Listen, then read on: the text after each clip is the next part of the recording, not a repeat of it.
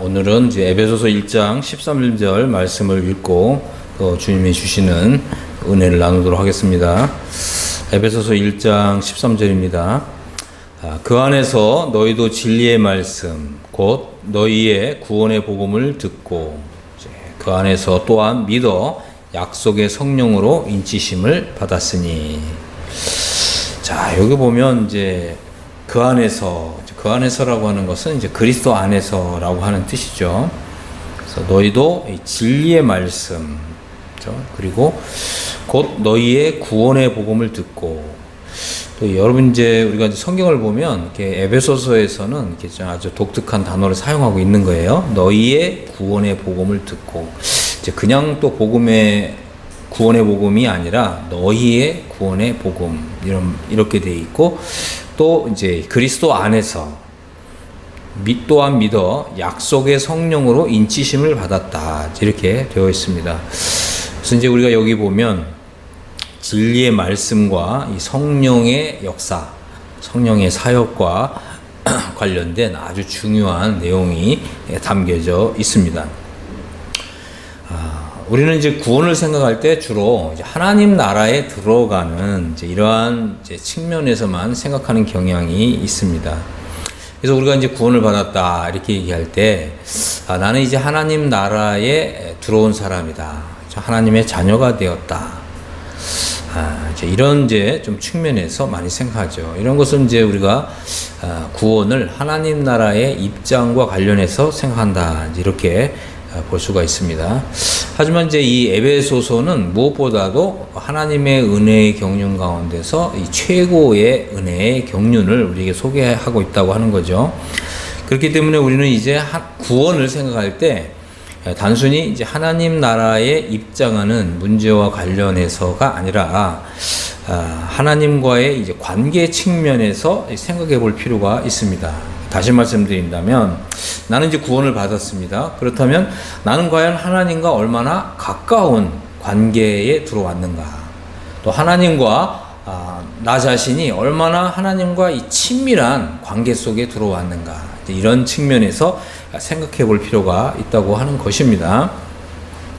의외로 많은 사람들이 이 구원의 문제를 하나님과의 관계의 측면에서 생각해 보지를 않죠. 이제 그렇게 되면 이제 우리가 받은 구원이라고 하는 것이 굉장히 이제 피상적이고, 하나님과의 관계를 생각할 때 내가 정말 하나님과 이토록 가까워지는 이런 구원을 받았다니 이렇게 생각하면서 엄청난 기쁨과 감격이 이제 오게 되는데, 우리는 이제 구원을 받았어도 여전히 하나님을 어떻게 타자로만 생각하는 이런 경향이 있고, 또 하나님과 나와의 관계를 생각할 때 하나님은 너무나 멀리 계신 분으로, 저 하늘 높은 곳에 계시는, 그러나 나는 이 땅에 아주 낮고 낮은 이런 좀 세상에 거하는, 이제 이렇게 생각할 수밖에 없다고 하는 것입니다.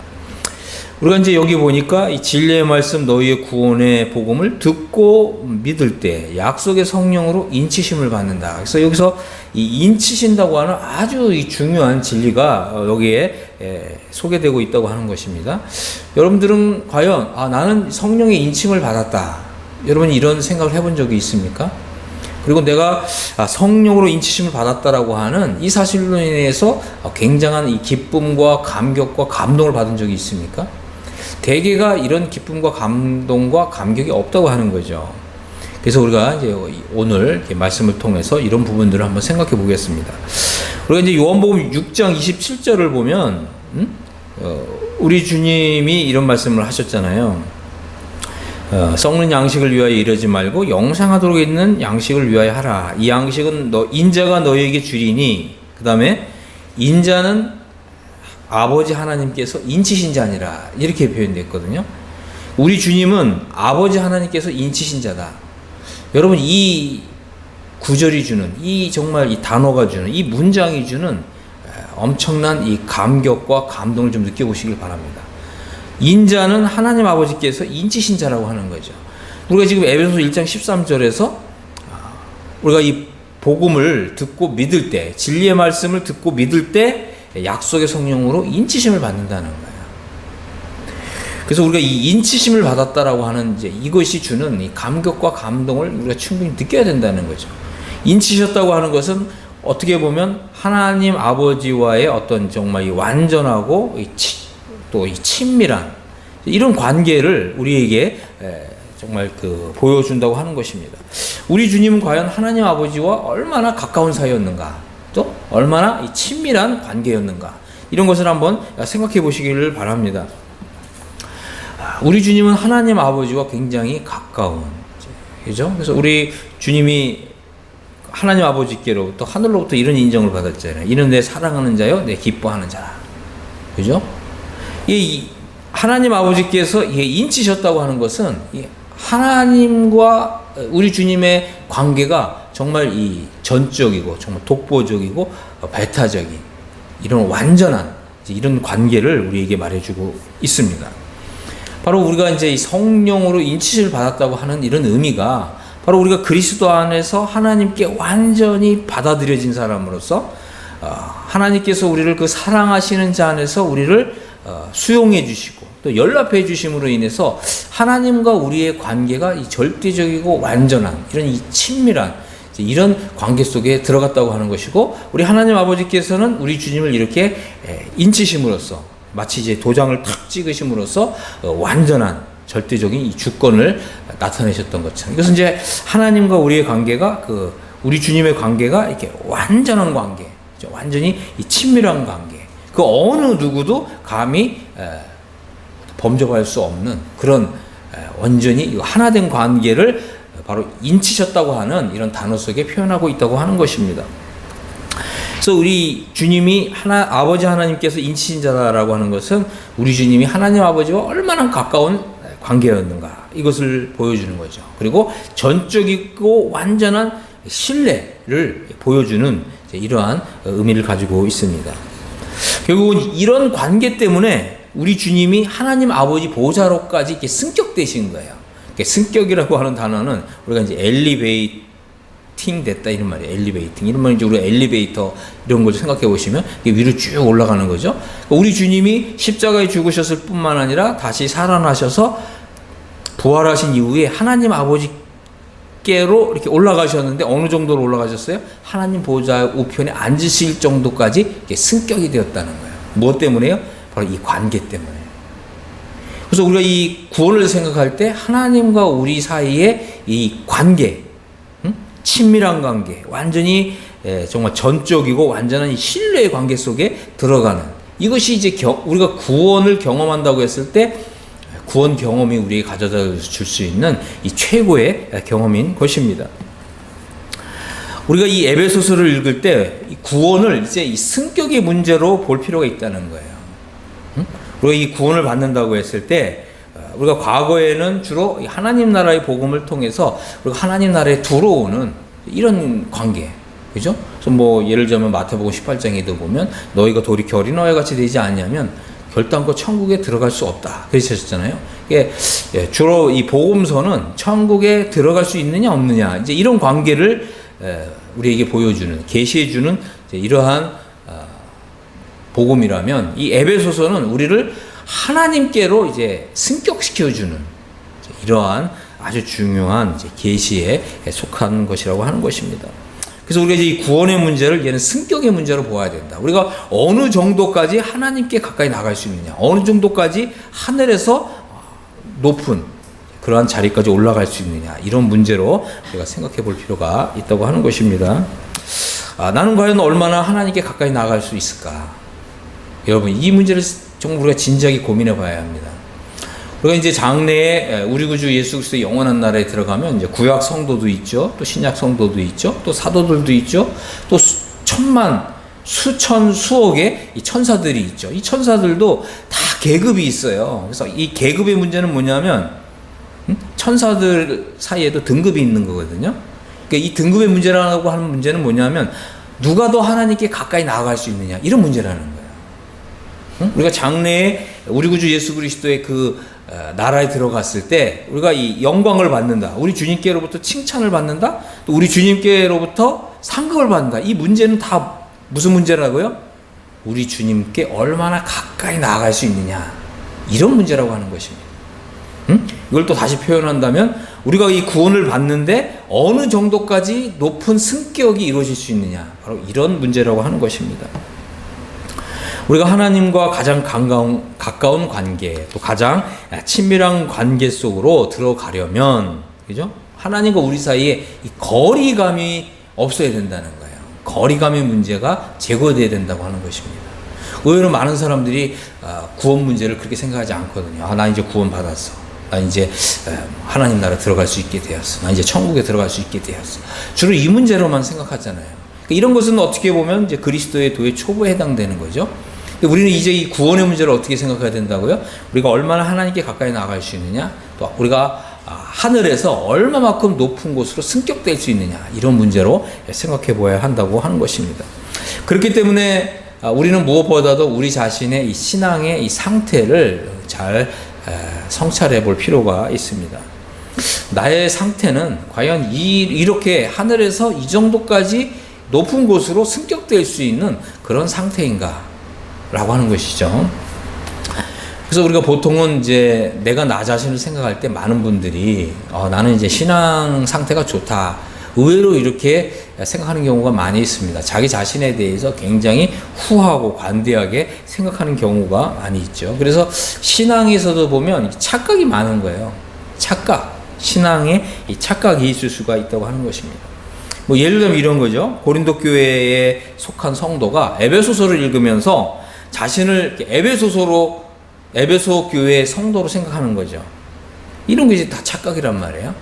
또 율법의 문제, 믿음으로 의롭다함을 받는 것이 아니라 율법을 지켜서 의롭다함을 받을 수 있다라고 하는 이런 잘못된 이런 이제 이 복음을, 다른 교리를 받아들인 갈라디아 교회 성도들이 또 빌립보서를 읽으면서 자신들이 정말 이 사도 바울과 그만큼 가까운 친밀한 이런 관계 속에 있다고 이렇게 생각하는 거, 이런 거 다 착각이거든요.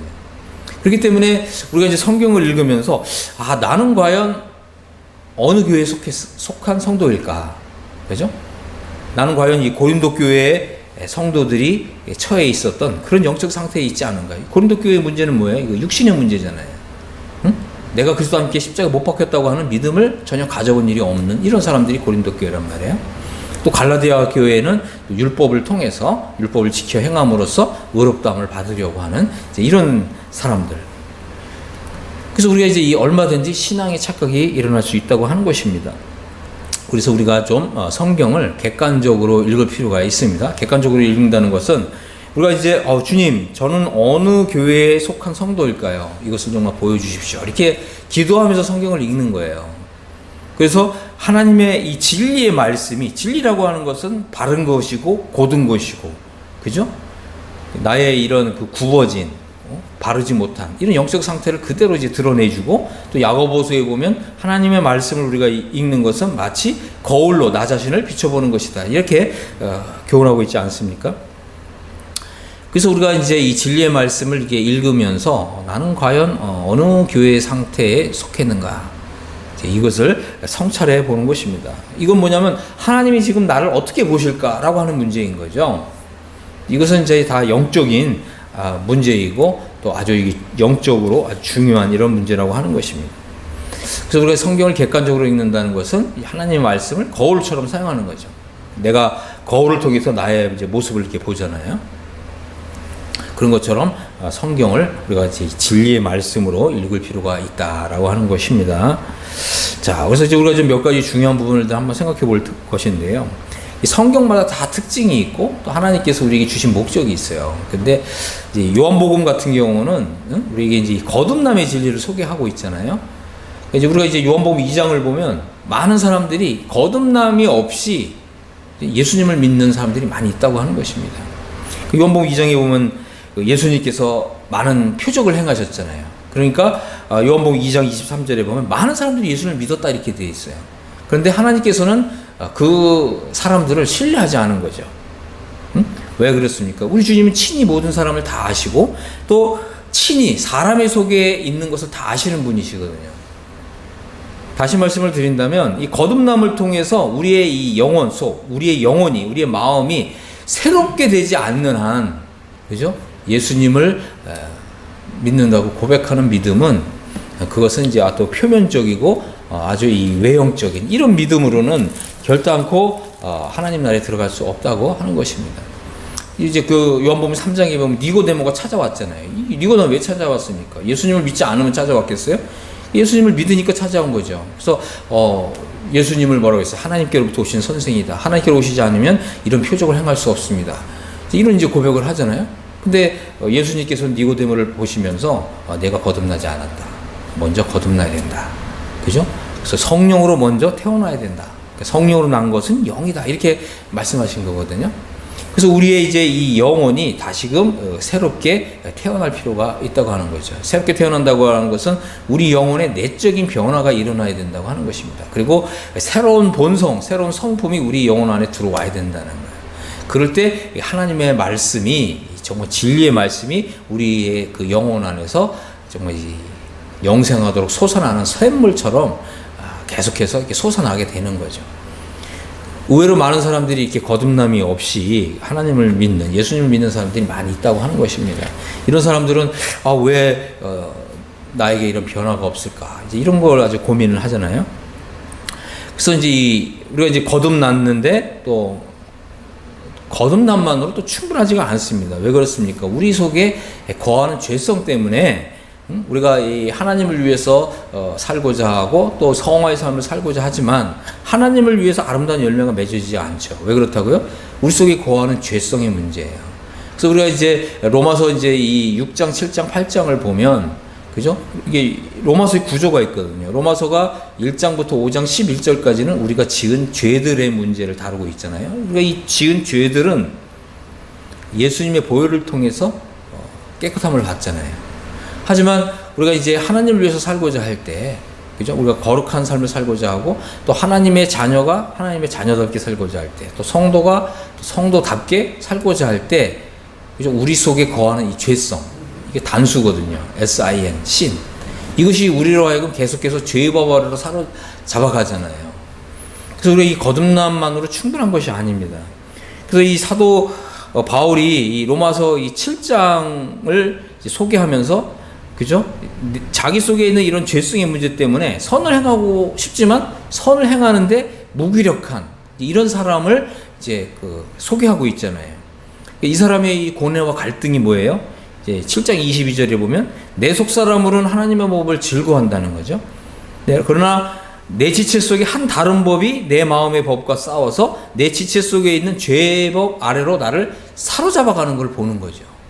여기서 이제 우리가 이 영어 성경을 보면 본다는 단어가 현재형이에요. 현재형이에요. 끊임없이 자기 지체 속에 있는 죄의 법 아래로 사로잡혀가는 거.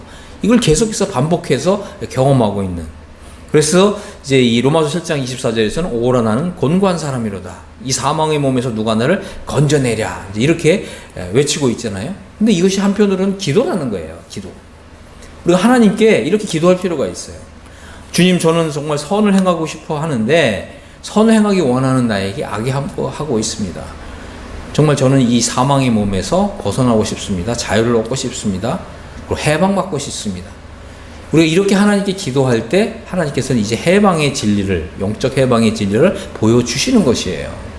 의외로 많은 사람들이 이렇게 하나님께 로마서 7장 24절을 자기의 기도로 바꿔서 기도하는 사람들이 많지 않잖아요. 왜 그렇습니까? 잘못된 하나님의 말씀을 잘못 분별하고 있기 때문에 그런 것이죠. 그리고 이러한 영적 해방의 진리를 배운 일이 없기 때문에 그렇습니다.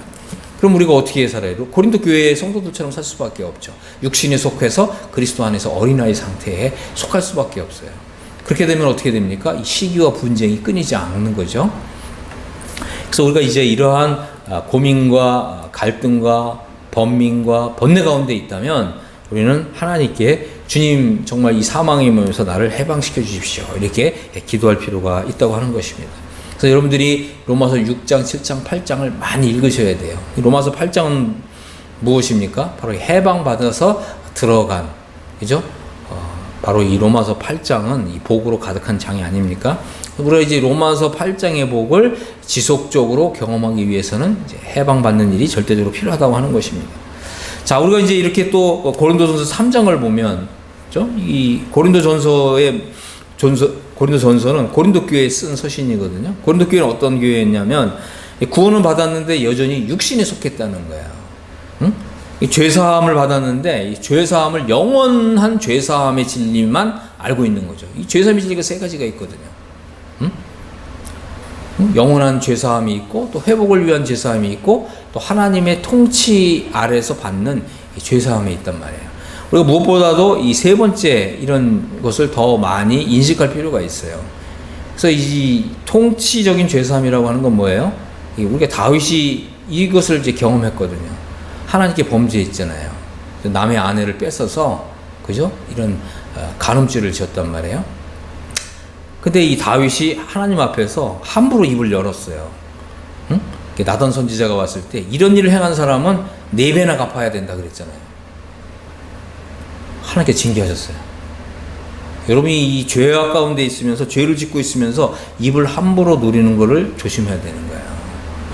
하나님께서 어떻게 이 4배를 갚게 하셨습니까? 그 아들 4명을 다 징계를 받게 하셨어요. 다 죽이셨어요. 4명 반역하게 했고 결국은 다 목숨을 잃게 했습니다. 그 다음에 또 어떤 일이 있어요? 또 자기가 섬기는 이스라엘 나라의 그 백성들이 전염병으로 인해서 하나님의 징계를 받았잖아요. 죽임을 당하는 이런 일이 있었어요. 그래서 이 통치적인 죄사함이라는 것은 뭐냐면, 하나님께서 우리가 지은 죄는 하나님의 자녀이기 때문에 용서해 주시지만 그 죄의 경중에 따라서 징계하시는 정도가 다르다. 징계하신다고 하는 것입니다. 그러니까 우리가 이제 영원한 죄사함만 알고 있다면 우리가 어떻게 생각하겠어요? 이 죄 문제를 가볍게 여기겠죠. 응? 하지만 우리가 이제 이 죄사함의 진리가 3가지가 있다고 그랬잖아요. 통치적 죄사함을 알게 된다면 우리가 어떻게 해요? 경건한 삶을 살고 또 성화의 삶을 살고자 노력하고 애쓰는 거죠.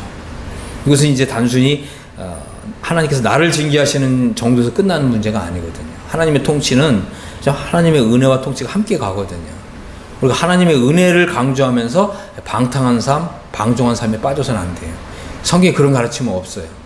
하나님이 우리를 은혜로 구원하셨기 때문에 우리가 육신대로 살아도 우리가 구원받는다. 그런 사상은 성경에 없어요. 하나님 반드시 징계하시는 것이죠. 그래서 하나님께서 나를 징계하실 때는 나의 이 개인만 징계하시는 게 아니라 이 가족도 하나님의 징계의 대상이 될 수 있고, 심지어는 내가 섬기는 교회도 징계의 대상이 될 수 있고, 또 심지어는 자기가 속한 나라도 하나님이 징계할 수가 있다고 하는 것입니다. 하나님은 결코 만홀히 여기심을 받는 분이 아닙니다. 자, 그런데 이제 이 고린도 교회 문제는 뭐예요? 이제 예수님의 보혈을 통해서 영원한 죄사함을 받았잖아요. 근데 어떤 문제를 간과했다고요? 바로 육신의 문제. 거룩한 삶을 살고 성화의 삶을 살아야 되는데 자기가 육신에 속한 사람 이라고 하는, 그래서 그리스도와 함께 십자가에 못 박혀 죽는 이런 경험이 절대적으로 필요한 것인데 이런 문제를 간과했잖아요.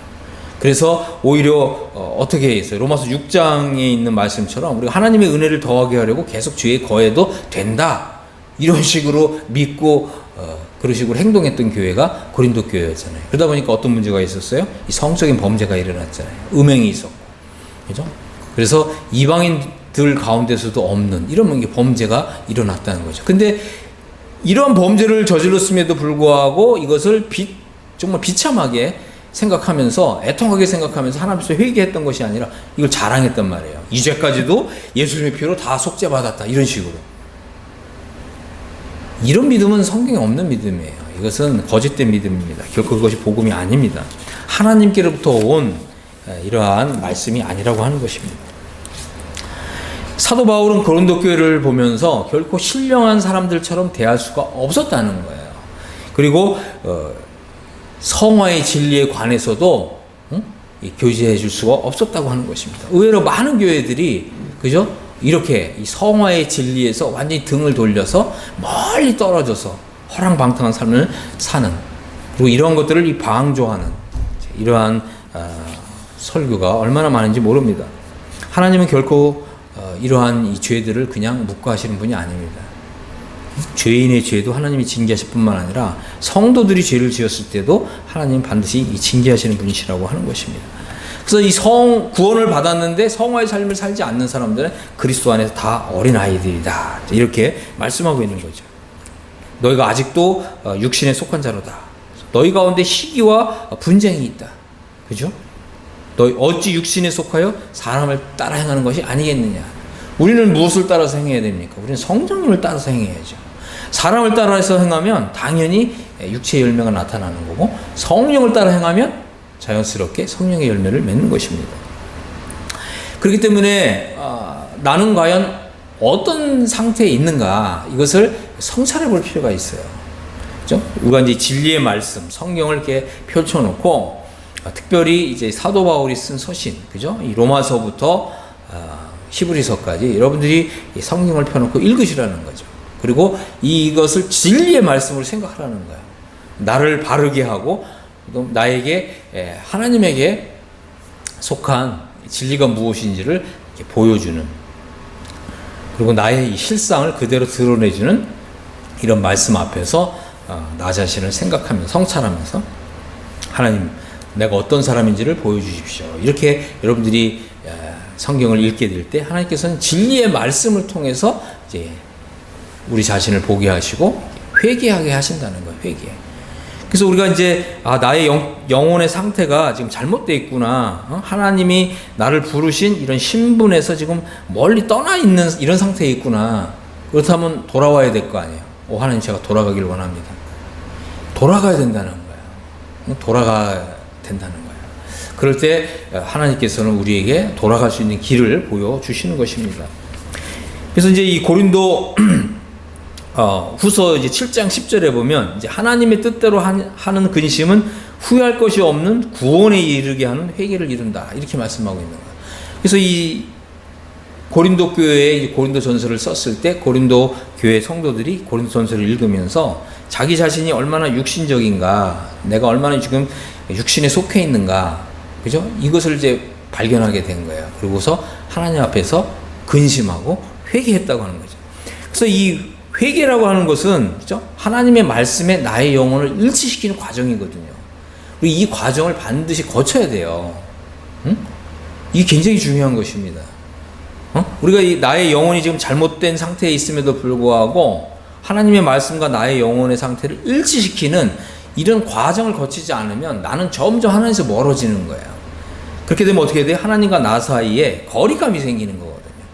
이 거리감이 점점점 멀어지게 되면 어떻게 된다고요? 하나님과 우리 사이가 소외가 일어나는 거예요. 소외. 멀리 떨어져 있는 거예요. 그죠? 그래서 이 회개라고 하는 것은 하나님께로 돌아가는 이러한 과정이라고 하는 것입니다. 그리고 여기서는 우리에게 절대적으로 진리의 말씀이 필요하다고 하는 것입니다. 진리의 말씀은 우리의 영적인 상태를 정확하게 분별하고 판단하게 해준다고 하는 것입니다. 그래서 나의 성경을 읽었을 때 나의 영혼의 상태가 진리의 말씀과 일치하지 않으면 하나님께 회개하라고 하는 것입니다. 자, 그래서 우리가 이제 이런 과정을, 그죠? 거치는 이런 것이 절대적으로 필요합니다. 그렇기 때문에 고린도 전서를 읽으시고 또 고린도 후서를 읽으시기를 바랍니다. 자, 고린도 후서 이제 7장 10절 11절을 보면, 하나님의 뜻대로 하게 된 이 근심이, 그죠? 너희를 얼마나 간절하게 하며, 얼마나 변증하게 하며, 얼마나 분하게 하며, 얼마나 두렵게 하며, 얼마나 사모하게 하며, 얼마나 열심히 있게 하며, 얼마나 벌하게 하였는가. 그렇습니다. 우리가 이제 이 성경을 읽으면서 하는, 정말 나의 영혼이 고린도 교회 성도하고 똑같네.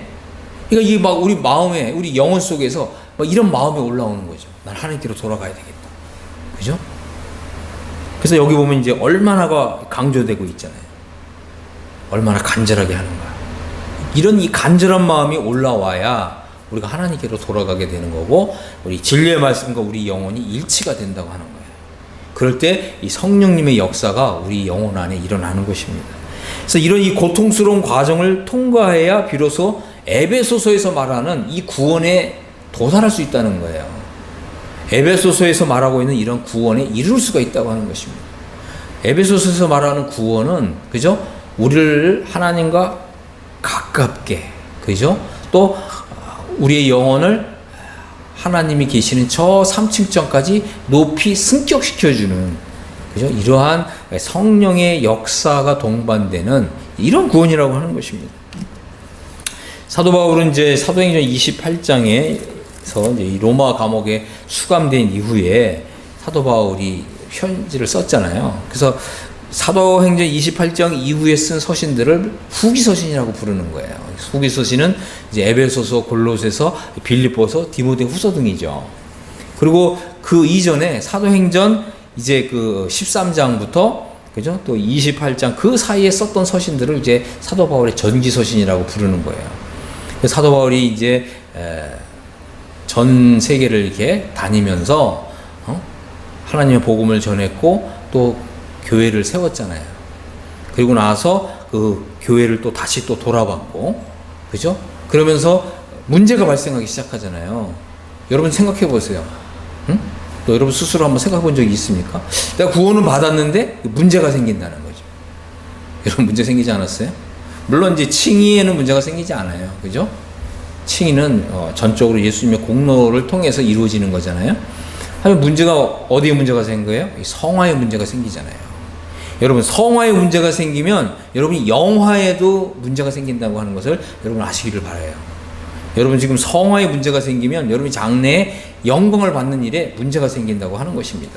그래서 우리가 우리의 영혼의 상태를 바로잡는 것이 필요한 것은 그죠? 우리가 장래에 영광에 들어가기 위해서 우리가 이 현재 이 성화에 대해서 고치는 거예요.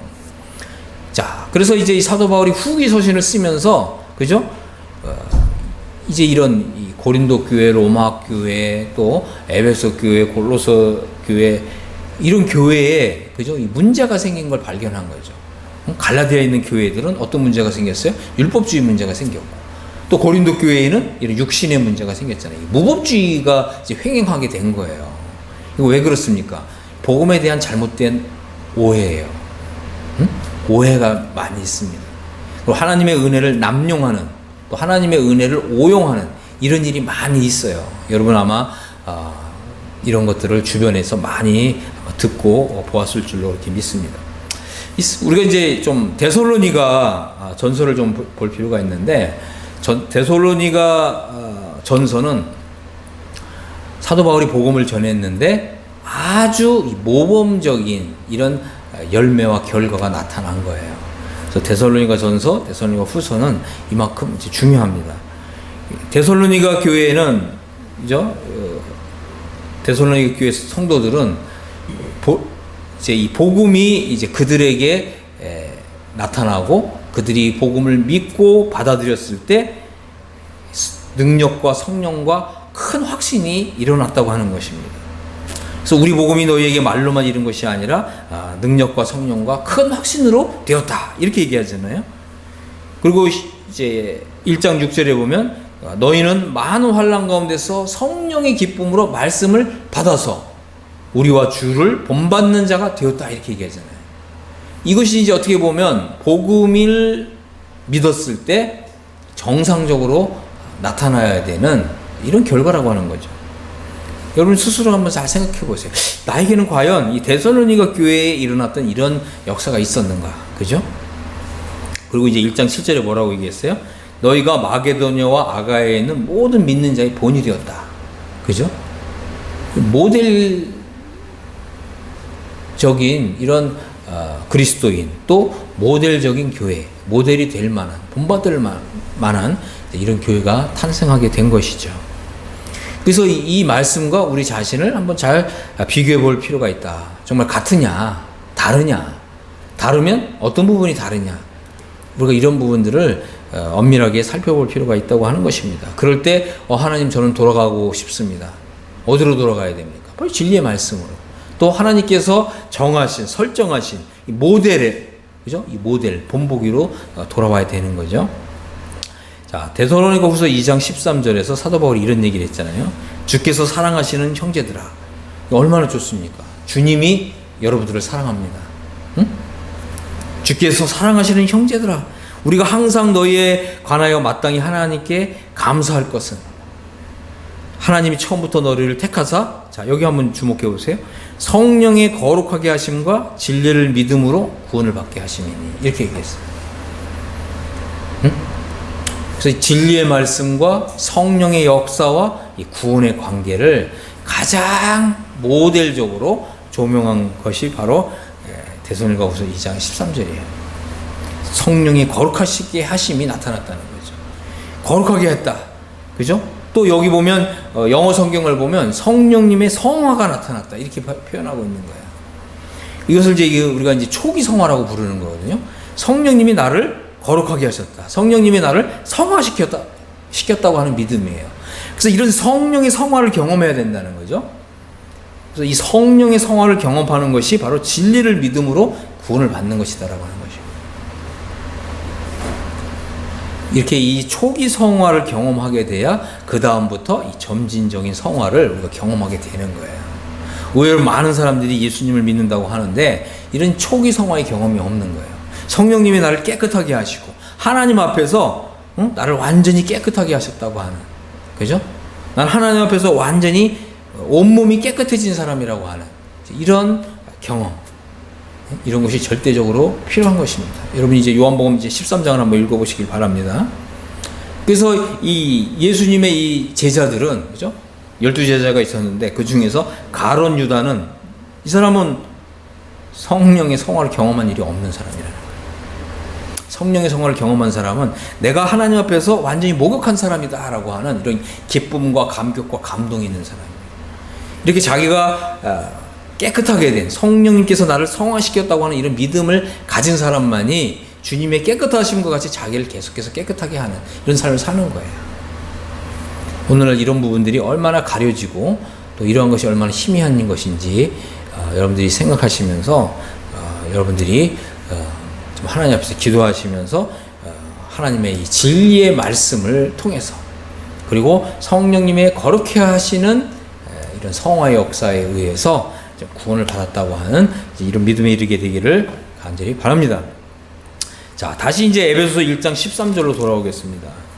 자, 그러면 이제 이러한 이 진리의 말씀과 구원의 복음을 듣고 믿어서 약속의 성령으로 인치심을 받는 이런 역사는 바로 그 안에서 이루어진다는 거죠. 그것은 바로 그리스도 안에서 이루어진다고 하는 거예요. 그리스도 안에서라고 하는 단어는, 그죠? 우리에게 얼마나 주님과 온전히 이제 하나가 되었고 일치되었다고 하는 이런 기쁨과 감격을 일으켜주는 거죠.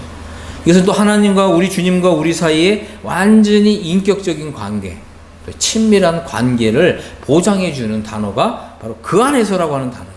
바로 그분 안에서, 그리스도 안에서 너희도 진리의 말씀 곧 구원의 복음을 듣고 믿었다. 그죠?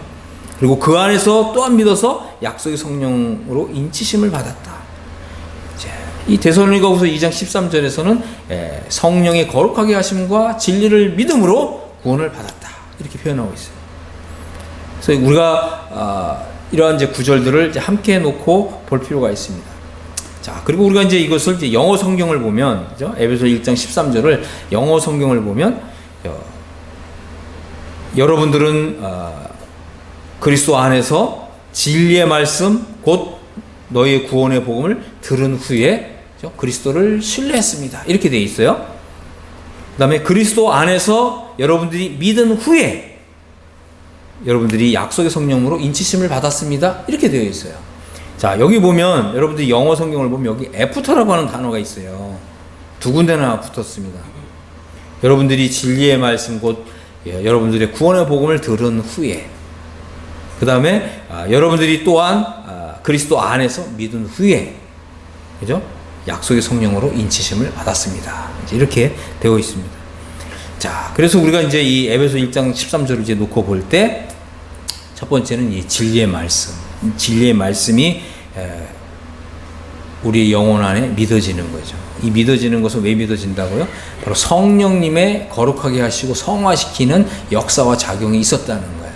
이 진리의 말씀에 의해서 우리가 깨끗함을 받고 거룩해지는, 그죠? 이 성화의 역사, 초기 성화의 역사를 경험했다고 하는 것입니다.